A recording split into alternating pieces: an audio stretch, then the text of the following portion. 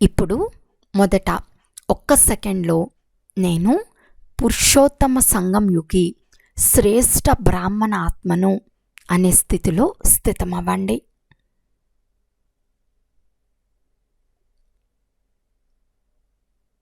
ఇప్పుడు నేను ఫరిస్తా రూపాన్ని, డబల్ లైట్ను,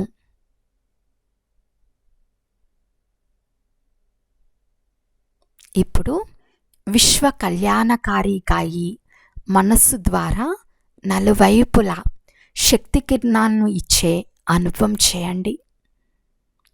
ఈ విధంగా పూర్తి రోజంతటిలో 1 సెకండ్లో స్థితమవ్వగలరా? ఈ అనుభవాన్ని చేస్తూ ఉండండి.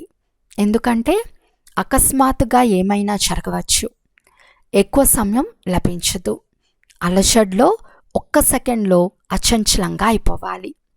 దీనికోసం మధ్య మధ్యలో సమయాన్ని కేటాయించి మీరు స్వయమే అభ్యాసం చేస్తూ ఉండండి. దీని ద్వారా సహజంగానే మనసు కంట్రోల్ అయిపోతుంది. కంట్రోలింగ్ పవర్, రూలింగ్ పవర్ పెరుగుతూ ఉంటాయి.